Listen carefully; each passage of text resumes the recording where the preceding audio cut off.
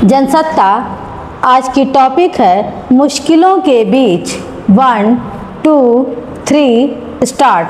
पश्चिम Asia में संघर्ष समाप्त होने को लेकर बनी अनिश्चितता के बीच भारत की अर्थव्यवस्था के फिर से रफ्तार पकड़ने की संभावना फिलहाल नजर नहीं आ रही है।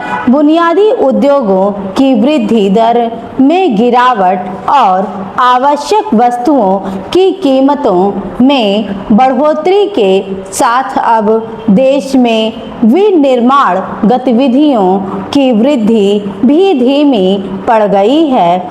HSBC इंडिया विनिर्माण क्रय प्रबंधक सूचकांक की ताज़ा रिपोर्ट के मुताबिक विनिर्माण में वृद्धि का आंकड़ा इस वर्ष मई के 55.0 से घटकर जून में 54.2 पर पहुंच गया।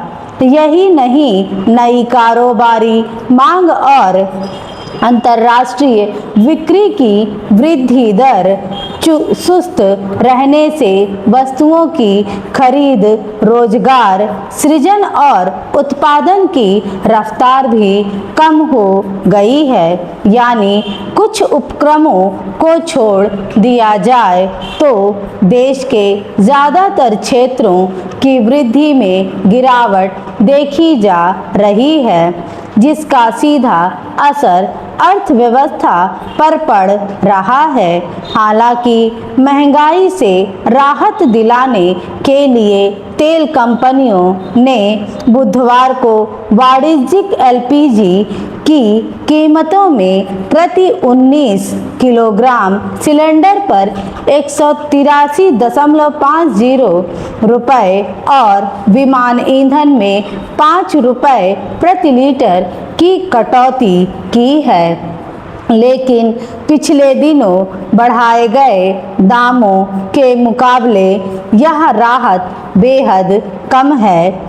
इसमें दो राय नहीं कि पश्चिम एशिया में संघर्ष से उपजे संकट का असर देश की अर्थव्यवस्था पर पड़ना तय था, लेकिन सवाल यह है कि सरकार की ओर से इसके प्रभाव को कम करने के लिए समय रहते वैकल्पिक उपाय तलाशने पर ध्यान क्यों नहीं दिया गया।